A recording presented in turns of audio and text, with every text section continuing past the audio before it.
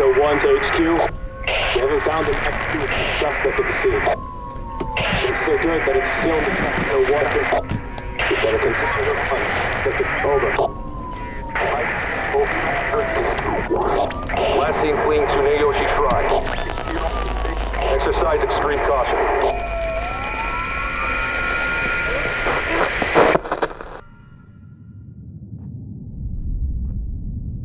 You saved my life and laid claim to my soul.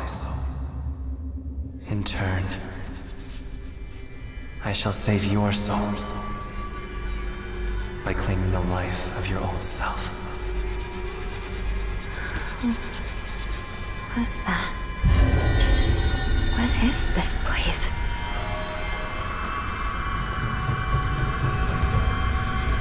This way.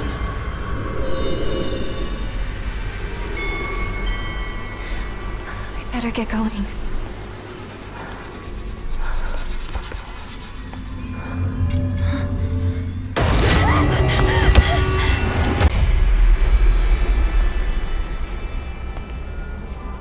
A good day is always an extraordinary day. An extraordinary day isn't always good day. With that in mind, today's a bit too extraordinary. So this is where you are. I wondered where you had gone. You need to start getting ready. It's time to say your goodbyes. You're going to kill them with your own hands. What's going on? No, it's got my home too. The halls, the doors, everything's changed.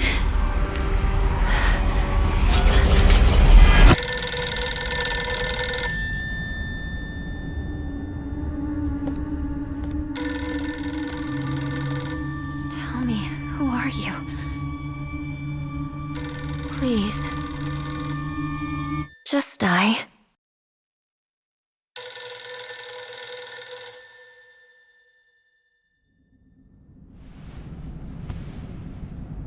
It must be hard for you to bid farewell to childhood friends.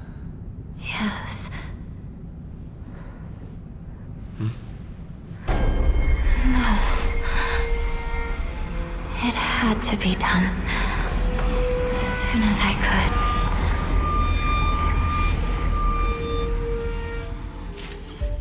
Dizem que onde o sangue toca a terra, nascem as flores mais vermelhas. Uma beleza final, uma beleza trágica. Ela serve como memorial para a vida que se foi. Mas e se essa flor, ela não for um memorial, e sim a própria causa da morte? E se a sua beleza for uma isca, e o seu florescer, um ato de consumo? Esse é o paradoxo que temos em mãos hoje. Uma vida vibrante que só existe sobre a ausência de outra.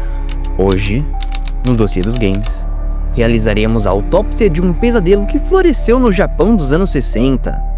Abrimos o arquivo do caso de Silent Hill F. O caso das flores de carne.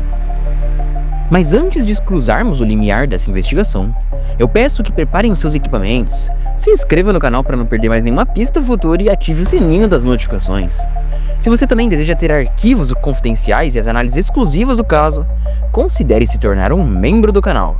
E vou pedir para que vocês deixem seu like aqui debaixo do vídeo e possa deixar um comentário também para que esse dossiê alcance mais investigadores. E também, se quiser deixar suas próprias conclusões sobre o caso, deixa aqui nos comentários. E agora vamos dissecar a origem desse pesadelo, reconstituir os eventos passo a passo com base em evidências, tratar o perfil completo das suas mecânicas e também entregar o nosso veredito final sobre o caso. Esse é um horror que se esconde por trás dessas flores de carne. Então, vamos abrir esse caso.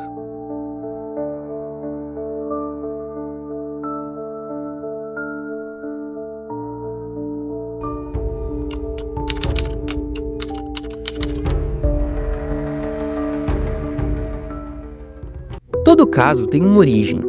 A nossa investigação ela retrocede para 19 de outubro de 2022. Naquele dia, a Konami havia prometido o fim de um longo silêncio, mas ninguém previu o que estava por vir desde aquela final daquela transmissão. Um trailer enigmático, belo e um tanto doentio, para um projeto chamado Silent Hill F. Naquela época, era apenas uma promessa, mas hoje, sabemos que era o prenúncio de uma praga floral que se alastrou pelas nossas consoles no dia 25 de setembro de 2025. Um caso que deixou uma cicatriz permanente na história desse horror, sendo ele positivo ou negativo. Olhando em retrospecto, a estratégia da Konami, que era liderada pelo produtor Motoi Okamoto, era clara: fragmentar o conceito de Silent Hill para que ele pudesse se recriar. Já estavam cansados de ficar reintroduzindo Silent Hill à cidade nevoada sempre, todas as vezes. Existiam casos de alguns jogos que eles tiveram uma ideia contraditória em relação a Silent Hill, seja preso dentro de um quarto ou uma cidade que não se chamava Silent Hill. E dessa vez não foi diferente. Dentro desse plano, Silent Hill F era uma aposta arriscada. A idealização, que agora sabemos que ter sido cumprida com uma precisão até, era provar que o outro mundo não era um fenômeno geográfico, ele não era fixo naquela cidade chamada Silent Hill, mas sim uma condição da alma humana que poderia se manifestar em qualquer lugar. A escolha do Japão rural dos anos 60 e a contratação do mestre de horror psicológico, Ryukishi 07, foram as decisões que definiram essa sucessão da operação. Eles não queriam revisitar a cidade de Silent Hill, eles queriam exportar esse pesadelo para um outro lugar, numa outra era, num outro período. A execução do projeto foi pela New Birds Entertainment, e foi um ponto de intenso debate antes mesmo do lançamento. Um estúdio de Taiwan, com uma experiência de Resident Evil que é um tanto diferente essencialmente de Silent Hill, ele conseguiria capturar a essência de um horror japonês? E a resposta é mais ou menos. A análise do jogo revela que a New Birds construiu um mundo tecnicamente bom. Um palco muito bom para essa visão japonesa, para que ela pudesse brilhar, se estreitar. Ela lembra de certa forma um anime que fez muito sucesso uns anos atrás, chamado Hell's Paradise. Eu, particularmente falando, acho esse anime impecável, muito lindo, e se ele fosse direcionado um pouquinho pro terror e pro horror japonês, ele se sairia extremamente bem. Mas mesmo assim, na proposta que ele tem, ele se sai muito bem. E ele lembra um pouco esse jogo. A direção criativa de Ryukishi no roteiro e a arte assombrosa de Kera, eles não foram comprometidos. Pelo contrário, eles conseguiram ter uma ótima execução técnica. O resultado foi uma experiência coesa, onde cada flor renderizada e cada grão de poeira no tatame servia como uma narrativa, não necessariamente aterrorizante. Provando que a colaboração foi um pilar de sustentação do projeto. Eles conseguiram criar um jogo muito bom. Mas a grande questão que eu vou deixar mais pro final do vídeo é se eles criaram um bom Silent Hill. E a estrutura narrativa de Silent Hill F é um reflexo direto dos seus casos anteriores. Como Higurashi e o Mineko, por exemplo, a forma como o jogo ele apresenta uma vila aparentemente pacífica, apenas para depois arrancar essa fachada e revelar um ciclo de paranoia, segredos e até mesmo violência ritualística, é a sua assinatura inconfundível de que ele se baseou nos seus antecessores, mas não exatamente da mesma forma. Os temas de culpa coletiva e a beleza que serve como uma máscara para o grotesco, eles não foram apenas inspirações, mas foram a síntese da experiência. O jogo ele conseguiu provar de uma vez por todas que a mudança das influências ocidentais de Lynch e Bacon para a base do folclore e do terror psicológico japonês não foi apenas uma mudança de estética, mas uma certa reinvenção fundamental dessa alma da franquia, que talvez possa ter dado certo ou não.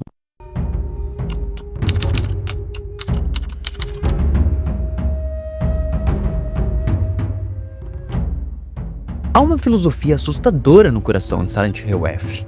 Um conceito que os desenvolvedores eles chamavam de encontrar o terror na beleza. Isso não é apenas um slogan, é a chave que destranca toda essa experiência. Esse caso nos transporta para o Japão rural dos anos de 1960. Uma era cuidadosamente escolhida por estar bem na fronteira entre o que aparece do presente e o que pereceu no passado. Esse cenário, com suas paisagens bucólicas e as tradições enraizadas, não é um pano de fundo acidental. Ele é um palco idílico, deliberadamente construído para ser profanado de certa forma, para que o horror que se desenrole ali seja mais chocante. Ao se afastar dos cenários ocidentais tradicionais da série, a equipe de desenvolvimento ela buscou criar um Silent Hill 100% de horror japonês, mergulhando profundamente nesse folclore. na misoginia social da época e nas repressões que uma nação ainda se recuperando de uma guerra que abalou as suas fundações estava fazendo. E claro, a primeira cena não perde tempo. Ela nos joga diretamente no epicentro do trauma da sua protagonista, Shimizu Hinako. Estamos dentro de uma casa tradicional japonesa, mas não tem nada de paz ali. Hinako é uma estudante do ensino médio e ela está no meio de uma discussão muito acalorada com seu pai. Ele é abusivo, dominador, e as suas palavras são carregadas de uma violência emocional palpável. E perto dali, a mãe da Hinako permanece em silêncio. Uma figura totalmente subservente, cuja passividade ela é tão prejudicial quanto esse abuso explícito do pai. Essa dinâmica familiar opressiva é a ferida original, a fonte de qual todo o horror psicológico do jogo irá se desenrolar. E em um ato final de rebelião, a Hinako ela foge de casa, batendo a porta com força. E esse é o momento do desafio. Ele serve como um gatilho para tudo que vai acontecer. A tempestade dentro da sua casa ela está prestes a se manifestar nesse mundo exterior. Lá fora, por um breve momento, a normalidade ela parece retornar. A Hinako encontra o seu ciclo de amigos, Shu, Rinko e Sakuko. A conversa entre eles é tensa e cheia de subtextos e ressentimentos não ditos que só se tornarão claros mais tarde. E é aqui que um detalhe crucial é plantado. Shu é o seu amigo de infância, e ele oferece a Hinako algumas cápsulas vermelhas para ajudar ela com suas dores de cabeça por causa dessa tensão recente. É um gesto aparentemente inocente, um amigo preocupado cuidando do outro. No entanto, essas pílulas elas se revelarão um dispositivo bem importante. Essa cena toda ela serve como uma calma antes da tormenta, estabelecendo as amizades e as dinâmicas que o nevoeiro iminente iria torcer, quebrar e finalmente destruir. Então, finalmente acontece. Uma figura ela emerge da crescente escuridão. Um monstro revestido com um tipo de Shiromuko. Esse é o tradicional kimono de casamento branco puro. A sua presença é um presságio, um arauto da transformação do mundo. Quase instantaneamente, a cidade de Ebisugaoka é engolida por um nevoeiro denso e sobrenatural. E o chão ele irrompe com um tapete de flores vermelhas carmesim. Esses são os lírios-aranha, as Igambana. Essas são flores muito comuns no folclore japonês que aparecem em diversos animes, como Hell's Paradise e Tokyo Ghoul. E elas são intrinsecamente ligadas à morte, à perda e à passagem para esse outro mundo. Elas não são meramente decorativas, elas são um tipo de infecção. E o significado delas é sempre muito interessante e muito importante para a história. O horror ele transita do psicológico para o visceralmente sobrenatural com uma brutalidade bem chocante. As flores, em seu florescer antinatural, elas atacam. Sakuko, que é uma das amigas de Hinako, ela é a primeira vítima. Ela é consumida e morta por essa beleza fatal, entre aspas. A sua morte ela não é apenas uma tragédia, mas ela é uma declaração das intenções do próprio jogo. As flores não marcam apenas a morte, elas causam a morte. E com esse ato, a realidade de Hinako se desfaz permanentemente. Desde o momento em que esse primeiro monstro aparece, vestido como uma noiva, a narrativa de Silent Hill F está sutilmente nos dizendo que ela realmente é. Na verdade, ela chega a ser óbvia. A história não é apenas sobre um casamento. Toda a sua estrutura é uma cerimônia de casamento grotesca e invertida. A aparição da criatura em Shiromuko no início e a revelação de um massacre do casamento em um dos finais cruciais não são coincidências, mas sim os suportes temáticos de toda essa preparação da jornada. Os rituais brutais que a Hinako suporta no Santuário Sombrio são uma das preparações perversas para esse matrimônio profano. O monstro inicial ele não é uma entidade aleatória, ele é um reflexo, uma premonição do próprio conceito que está destruindo esse mundo de Hinako. E em última análise, o que ela está mesma destinada a se tornar no final. Mais filosofias à parte, vamos voltar agora pro enredo.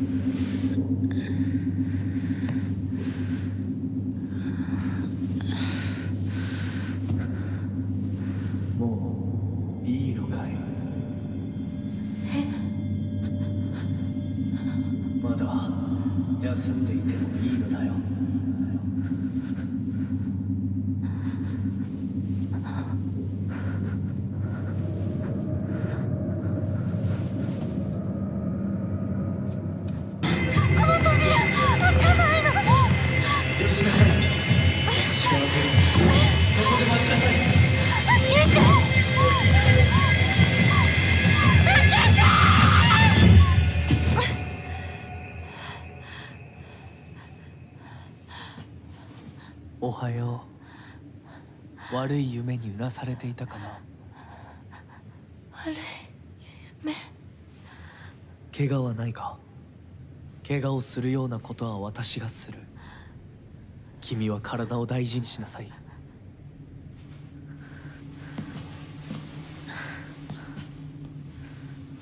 ありがとう。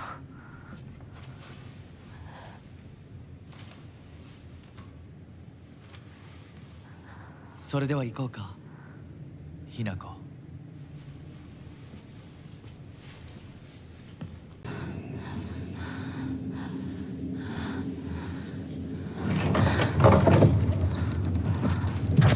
先ほどの扉は客人を招くためのものだ。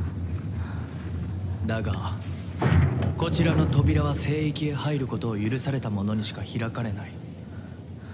私は入っていいの？もちろんだとも。君を招くために今日がある。まだ少し歩かねばならないが、しばし休もうか。大丈夫です。疲れたらすぐに言いなさい。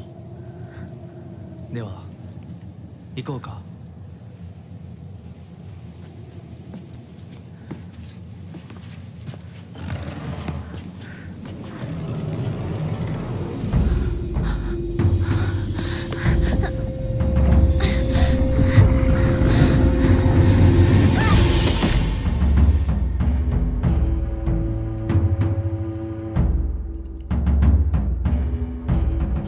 Quando a Hinako acorda, ela se encontra em Ebisugaoka, que é tanto familiar quanto terrivelmente errada.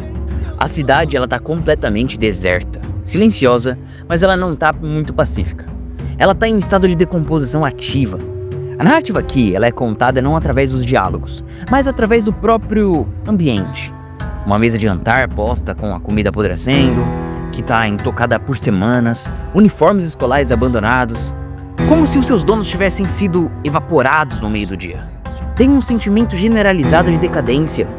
Ele permeia cada rua e cada beco, sugerindo que a cidade ela não foi simplesmente abandonada, mas que ela está sendo digerida por alguma coisa. O objetivo nesse primeiro arco, ele é primitivo, mas é também claro: sobreviver e encontrar uma saída. A Hinako ela logo se reúne com os sobreviventes, que é o Shu e o Rinko.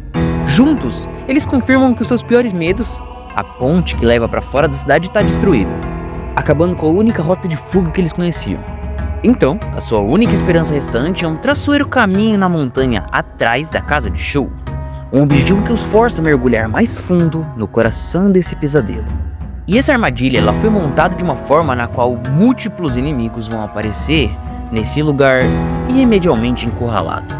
E é nesses becos estreitos de Ebisugaoka que Hinako acaba encontrando as primeiras manifestações físicas do seu tormento interior.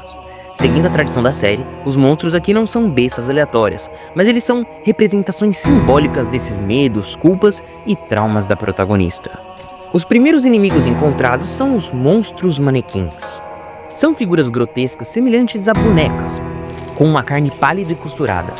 Mas o detalhe mais perturbador são as suas pernas traseiras, as de uma raposa ou uma kitsune, que os fazem andar nas pontas dos pés com uma graça meio sinistra.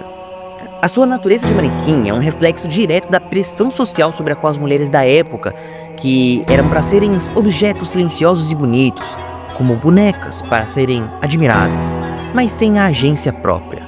Ainda mais perturbadores são as figuras do espantalho. Essas criaturas são assustadoramente vestidas com o mesmo uniforme escolar que a Hinako usa. Elas são um espelho distorcido dela mesma, uma manifestação da sua autoaversão e do sentimento de ser uma pária em sua própria comunidade. E elas representam como Hinako se vê, uma figura vazia e desajeitada, um alvo para os desprezos dos outros. Cada encontro com essas criaturas é uma batalha que não apenas é pela sobrevivência física, mas contra as partes mais sombrias da sua própria psique. E ela se vê desse jeito justamente por conta de sua estatura física, sua altura e do jeito que ela mesma acaba se colocando. Ela é considerada maior e mais forte do que as meninas normais. E isso é visto de uma forma bem clara, já que ela desce a porrada em qualquer inimigo que vê no soco com arma branca. Uma coisa que de certa forma não é muito comum na série. Por mais que ela tenha um fôlego de um fumante, ela realmente é bem forte com os golpes que ela dá. Mas brincadeiras à parte, a própria cidade de Ebisugaoka, ela funciona mais como um simples cenário para ela. É um espaço limitado e serve como um entremundos, como uma representação física do estado psicológico da própria Hinako. A escolha dos desenvolvedores de se basear na cidade de Gifu, que é uma prefeitura historicamente conhecida como uma encruzilhada do Japão, não foi acidental. A própria geografia do jogo, que é cheia de portais, travessias de rios e becos labirínticos, reforça constantemente essa ideia de estar preso em um estado de transição. O conflito central de Hinako é exatamente esse. Ela está presa entre a infância, onde ela andava com os meninos, e uma idade adulta forçada e indesejada na forma de um casamento arranjado. Ela está em uma espécie de rito de passagem do qual ela não consegue escapar. A cidade ela se torna, assim, um tipo de localização no-hair, por uma armadilha psicológica manifestada fisicamente. A ponte quebrada ela não é apenas uma barreira do jogo, ela é um símbolo poderoso que não tem como você avançar ou recuar para Hinako. Ela está presa nesse presente aterrorizante. Ela é forçada a confrontar o horror que floresceu na sua própria encruzilhada pessoal. A transição para esse outro mundo de Silent Hill F é conhecida como Santuário Sombrio. Não é um evento único, mas um ciclo recorrente. Sempre que Hinako perde a consciência, seja por ferimentos ou pelo próprio sono, ela é arrastada para essa dimensão alternativa. A mudança ela é imediata e desorientadora. A decadência enferrujada e urbana dos outros mundos anteriores da série é substituída por algo totalmente diferente. É um lugar muito bonito de maneira sobrenatural e aterrorizante, eu acho. O Santuário Sombrio é uma paisagem de templos assombrados, portões Tori vermelhos que se estendem até o infinito e campos intermináveis das mesmas Higambanas sangrentas e que infestam toda Ebisugaoka. E é nesse belíssimo lugar que Hinako acaba conhecendo uma figura enigmática, conhecida apenas como Máscara de Raposa. Ele se apresenta como uma entidade ambígua, agindo simultaneamente como um guia através dos rituais do santuário e como um atormentador que se deleita com o sofrimento da Hinako. Ele é a personificação da força que busca transformá-la, o mestre de cerimônias desse casamento infernal. E o núcleo narrativo desse arco ele reside em 3 rituais brutais, que esse Máscara de Repouso impõe na Hinako. Cada um é um passo em uma cerimônia grotesca projetada para despojá-la da sua identidade, quebrando ela para que ela possa ser refeita à imagem do seu noivo prometido. O primeiro ato ele é chocante em sua própria violência. O braço direito de Hinako ele é ritualisticamente decepado e substituído pelo de uma raposa. E esse não é apenas um ato de mutilação, mas é o início da sua desumanização forçada. Ela que está sendo marcada como a natureza bestial do clã da raposa. Uma conexão com o folclore kitsune, que se afasta do seu eu humano. E isso diferencia muito esse jogo dos demais jogos da franquia. Em seguida, as suas costas são marcadas com um ferro em brasa, e a dor é imensa. Mas o simbolismo ele é ainda mais profundo do que isso. É um ato de posse, é como se estivesse a marcando como uma propriedade. Não é diferente do que um gado é marcado, da mesma forma. Isso se conecta diretamente ao tema subjacente do casamento na sociedade da época, como uma transação comercial, um dote, onde uma mulher era transferida da propriedade do seu pai para o do seu marido. E o ritual final, que também é o mais devastador psicologicamente, a metade superior do rosto de Hinako é cirurgicamente removida, arrancada como se fosse uma máscara e substituída pela máscara de raposa de cerâmica. E este é um ato definitivo da despersonalização da Hinako. A sua identidade, sua capacidade de ser vista e reconhecida como Shimizu Hinako é literalmente apagada. Como as máscaras de teatro no vistas nesses trailers, que significam a adoção de um estilo de papel. Hinako não tem mais um rosto, ela tem apenas uma função que lhe foi imposta. Com os rituais completos, a desconstrução de Hinako está finalmente terminada. Enquanto ela é preparada para o casamento final com Máscara de Raposa, a sua transformação se completa. O seu corpo se contorce e se transforma numa criatura monstruosa, chamada Shiromiku, e a mesma que testemunhamos lá no começo do jogo. O ciclo ele se fecha de uma forma brutal. O horror que a perseguia ela não era uma entidade externa, mas um reflexo do seu próprio futuro. Um destino como se ela estivesse sendo forçada a se tornar no final. Esses rituais eles não são atos aleatórios de crueldade, mas uma inversão deliberada e temática desses ritos de purificação e do casamento shintoístas. As cerimônias shintoístas tradicionais que envolveram a purificação com água, que é o misoji, e as oferendas simbólicas para limpar o espírito. E os rituais do Santuário Sombrio, eles zombam disso, justamente. usando sangue, dor e mutilação no lugar da água, profanando o sagrado para conseguir realizar um ato de aniquilação psicológica. A troca de votos e anéis em um casamento simboliza a união das duas almas. A troca é a substituição forçada de partes do corpo de Hinata, simbolizando não a união, mas o apagamento completo da sua identidade por ser substituída pela do noivo, o clã da raposa. O kimono Shiroboko tradicionalmente simboliza a pureza e a disposição de uma noiva para ser tingida com as cores de sua nova família. A transformação de Hinako em uma noiva monstruosa é uma interpretação literal e horrível disso. Ela não está apenas adotando as cores de uma nova família, mas sendo consumida e renascida como um monstro à sua imagem. Ao despertar de volta em Ebisugaoka, Hinako não é mais um só. A aprovação do Santuário Sombrio a fraturou em algumas partes, dividindo a sua psique em duas identidades distintas, que agora coexistem da mesma forma precária. A narrativa desse arco segue explicitamente a convergência dessas duas metades. Seu eu humano, agora consumido por um desejo de vingança contra as forças que destruíram ela, e o seu eu raposa, uma manifestação da maldição que agora age através dela. Esse conflito interno não é apenas psicológico. Ela começa a sangrar para o mundo real, com cada identidade lutando pelo controle.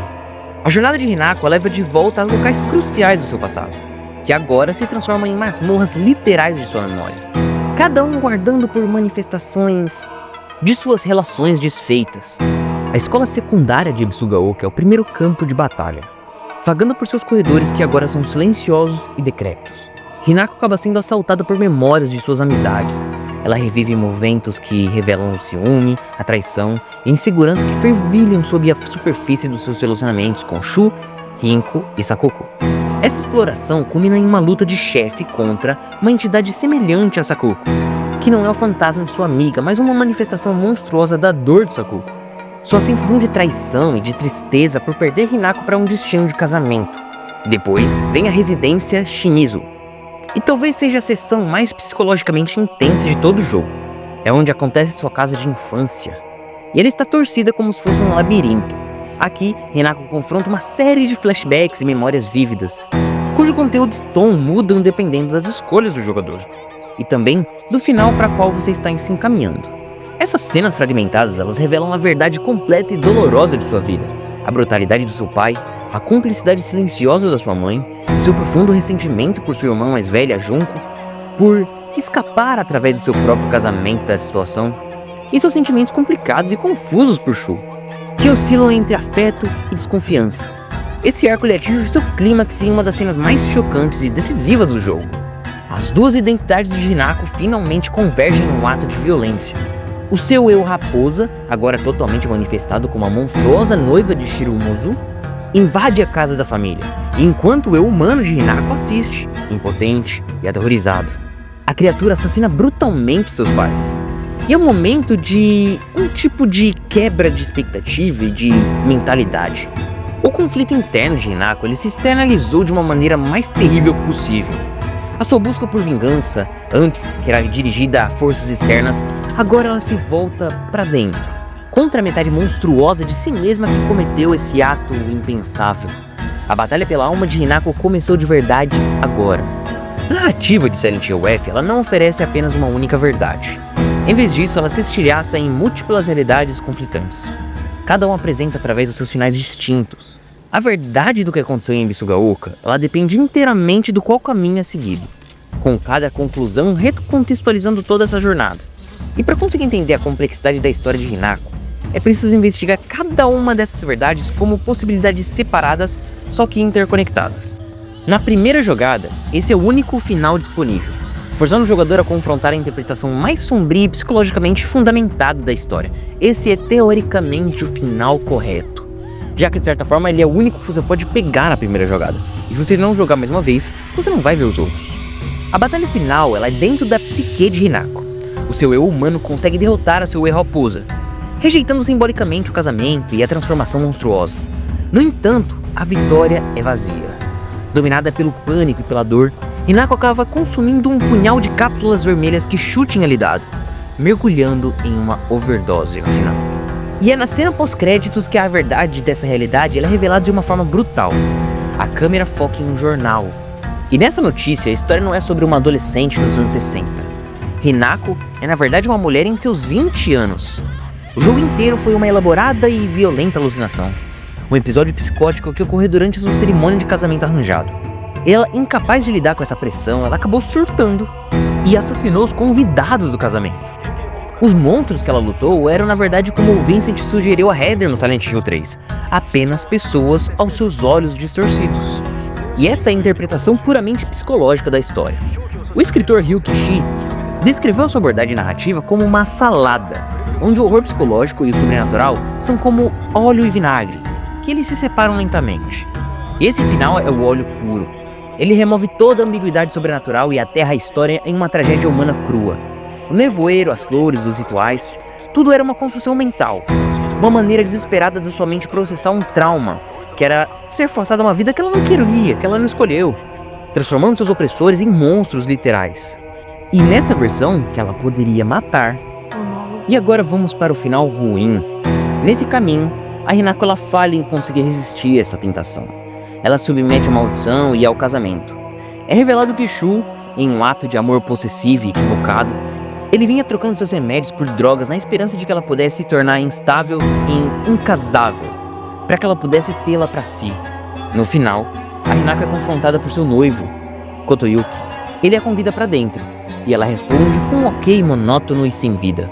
A câmera então se move para mostrar o seu rosto cortado no chão, gritando não repentinamente antes de ser esmagado sob um pé desconhecido, silenciando para sempre seu último vestígio de seu verdadeiro eu. Nesse chamado Coming Home to Roost, é sobre a mente se quebrando sob pressão. Enquanto Fox Ending, que é a primeira versão, é sobre sua alma sendo extinta, esse final ele representa a vitória total das forças opressoras. Hinako perde completamente sua luta pela sua individualidade, tornando-se a boneca sem rosto que a sociedade e o culto queriam que ela fosse. É uma conclusão profundamente pessimista. Um comentário sombrio sobre a impossibilidade de escapar de papéis sociais predeterminados e a natureza devoradora de tradições patriarcais. O final 3, Ebisugaoka em silêncio. Esse seria o final bom. Ele oferece um caminho de reconciliação e poder. Hinako não destrói o seu eu raposa. Em vez disso, o seu eu humano e o seu eu raposa, eles se reconciliam, unindo forças no final. E juntos, eles descobrem e confrontam o verdadeiro vilão.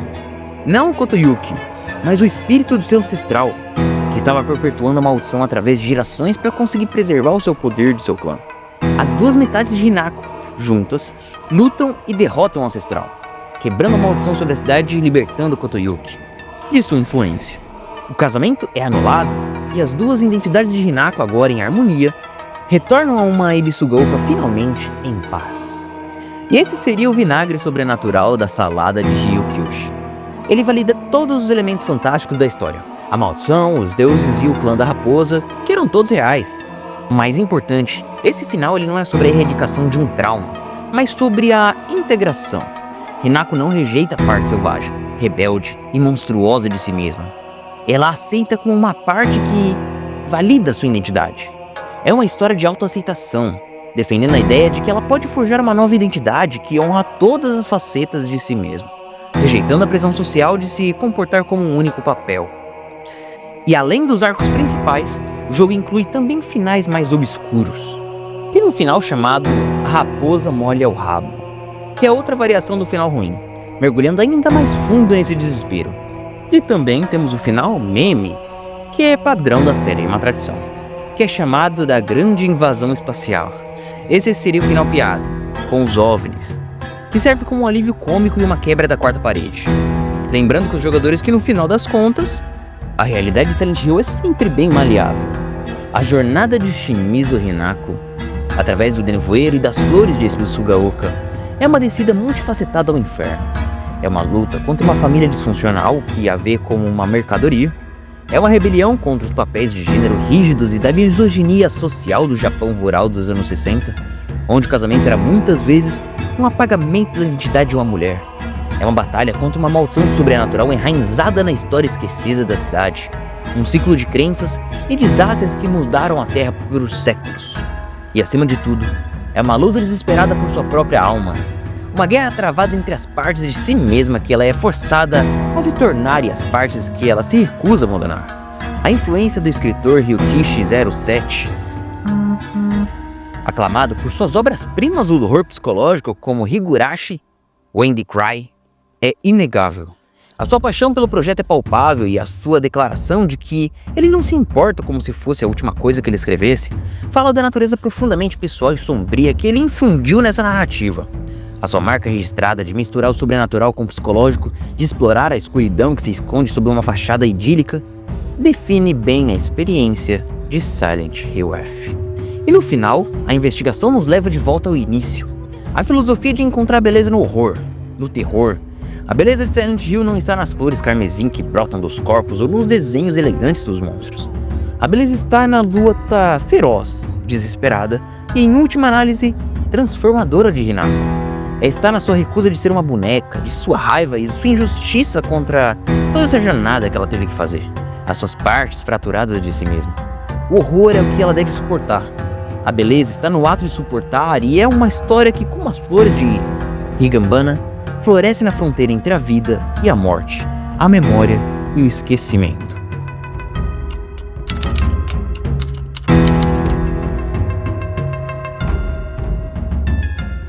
Com o relatório principal concluído, a nossa investigação agora entra numa fase mais profunda.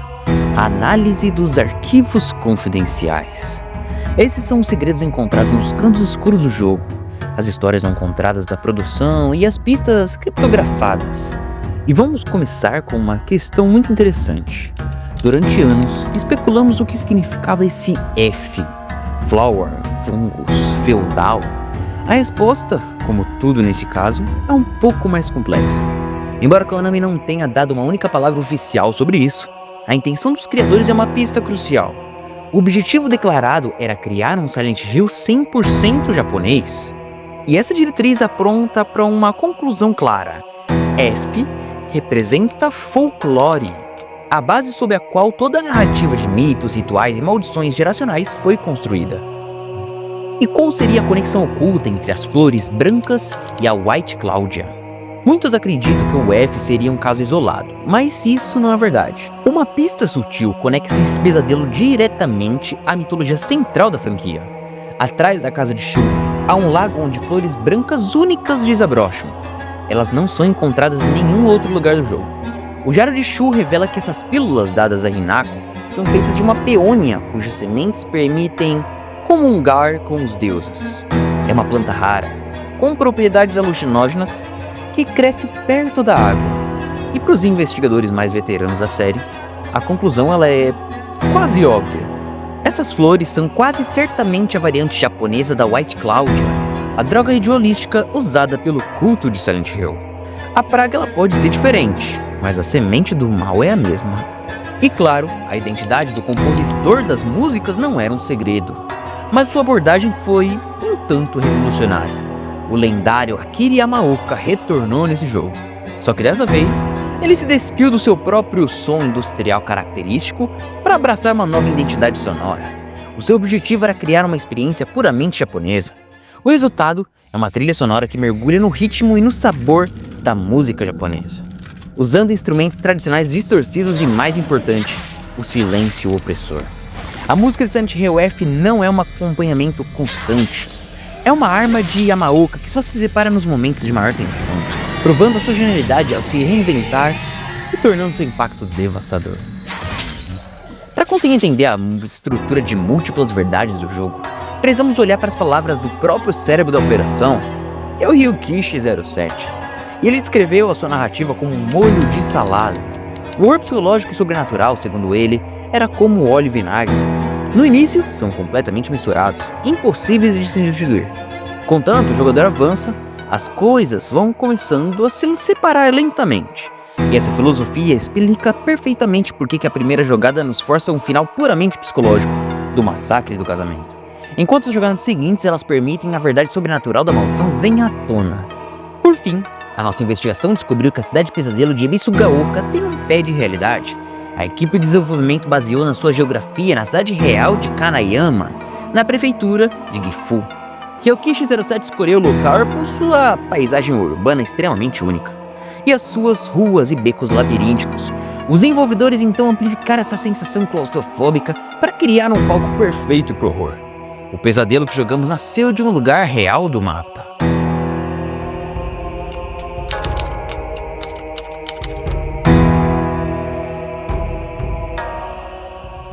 reconstituição dos fatos e os segredos do caso expostos, é hora de levar essas evidências a um laboratório.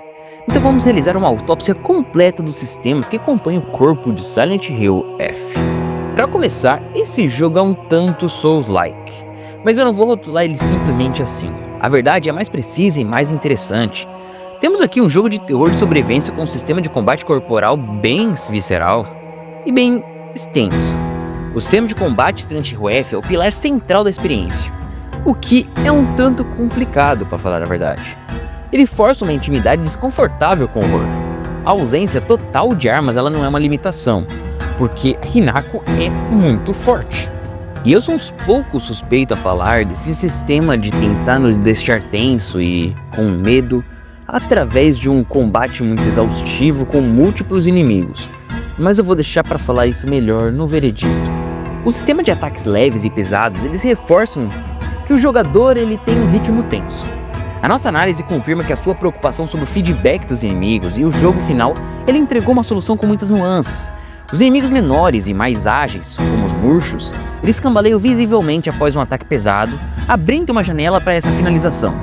No entanto, as criaturas maiores, os impotentes jardineiros, eles mal reagem a esses ataques leves, obrigando o jogador a usar a esquiva para encontrar aberturas para um ataque pesado e arriscado dos seus núcleos. A ausência de um cambaleio universal não é uma falha. Essa é uma ferramenta de design que nos força a identificar e respeitar essa ameaça de cada criatura. E também temos a dança da esquiva, que é a mecânica principal de sobrevivência no caso, né? Ao contrário do que vimos no remake do 2, os iframes aqui são muito menos generosos. Isso impede que o jogador ele use a esquiva como uma solução mágica, transformando o combate numa dança perigosa. Ele espera o momento certo para atacar em vez de simplesmente fugir. E também temos o parry.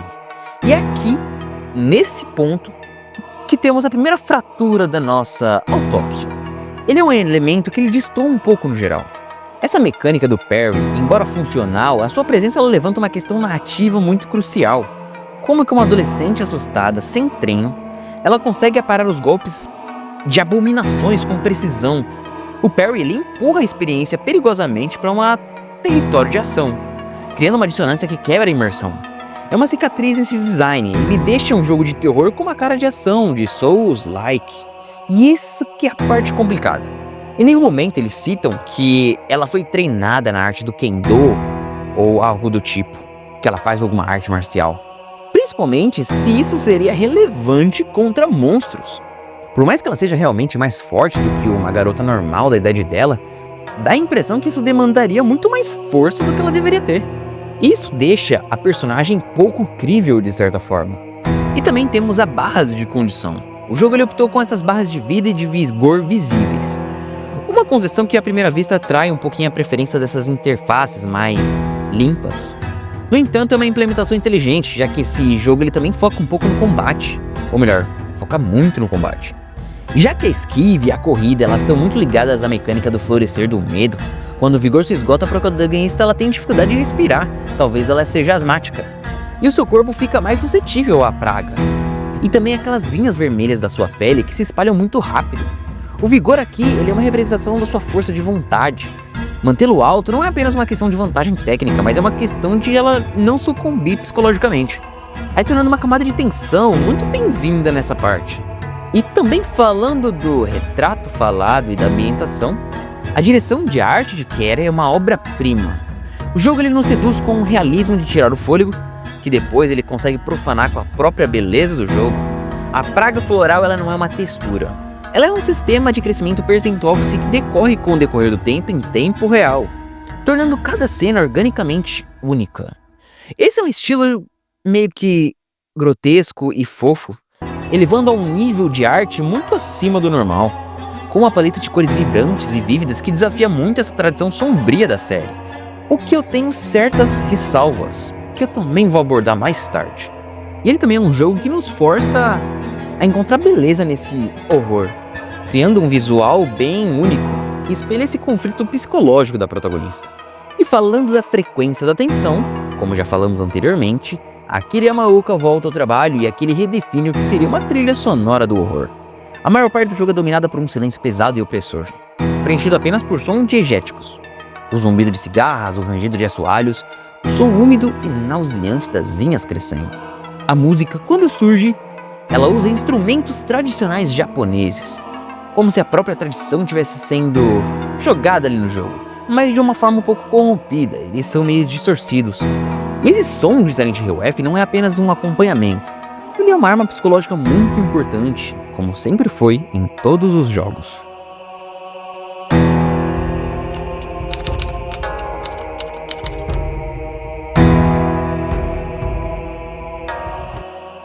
Nenhum caso desta magnitude acontece no vácuo.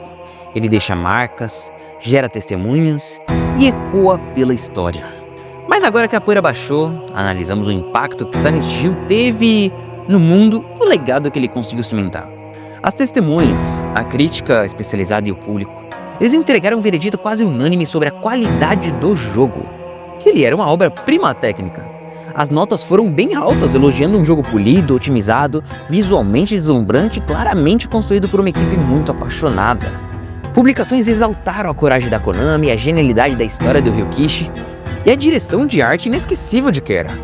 Mas por baixo desses elogios, uma questão perigosa começou a borbulhar, dividindo a base de fãs de uma forma bem irreconciliável de certa forma. A pergunta não era se Silent Hill era um bom jogo, porque ele é. Eu deixo claro aqui, ele é um bom jogo. Mas a grande pergunta era se Silent Hill F é um bom Silent Hill. O debate ele se concentrou no seu modus operandi principalmente. O sistema de combate, com esquivas, parries e combos, foi aplaudido por uns fãs de jogos de ação, mas visto com desconfiança pelos veteranos da série. Onde estava aquela vulnerabilidade, a tensão palpável que escorria pelo controle? A discussão não era sobre qualidade, jamais, o jogo estava belíssimo, mas sobre identidade. Silent Hill F não foi universalmente amado, ele foi violentamente debatido, e essa polêmica se tornou a marca do seu lançamento. Hoje o legado de Silent Hill F é inegável, mas complexo. Ele provou que a franquia podia ser um sucesso de crítica e vendas novamente. Ele libertou a série de sua geografia americana, abrindo as portas para novos pesadelos em novas culturas. Só que a sua maior controvérsia, marcada na história, foi a de forçar a comunidade a definir o que seria de fato a alma de um Silent Hill. Ele nos deu um jogo de horror, com uma história pesada e um visual assustador. Até aqui ok. Mas refinar suas mecânicas a um nível de excelência de ação, ele levantou a questão a que custo que seria isso. E o seu legado seria essa pergunta, um eco que agora assombra o futuro da franquia.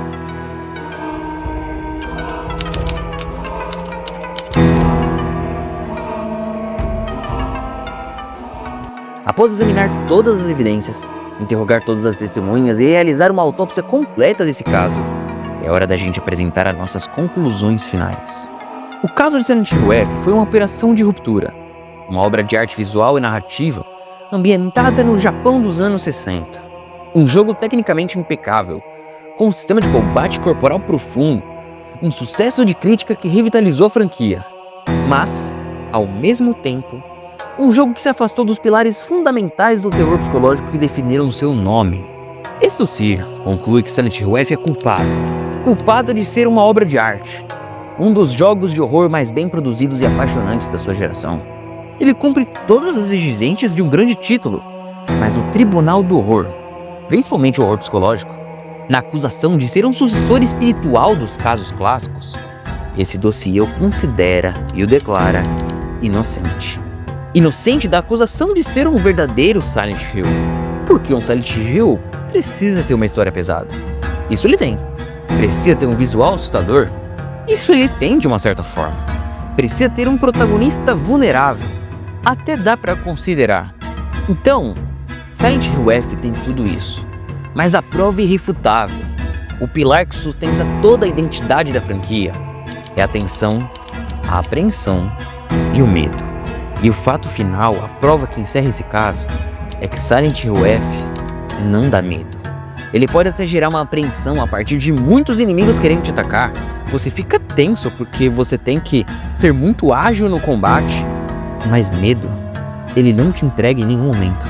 Os outros Silent Hills, eles conseguem te passar um desconforto tão grande que você teme andar num beco escuro com medo de aparecer algum bicho e você não conseguir se livrar. E você morrer, perder seu save e ter que voltar demais. Você não sente medo desse Silent Hill. E isso é um problema. Silent Hill F poderia ser um jogo completamente independente, que passaria totalmente batido. Se não tivesse o título Silent Hill, eu não saberia que seria um. E isso é um problema seríssimo na série.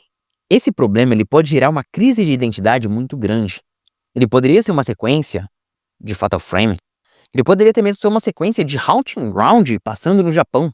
Mas de Silent Hill, ele se perde um pouquinho na temática.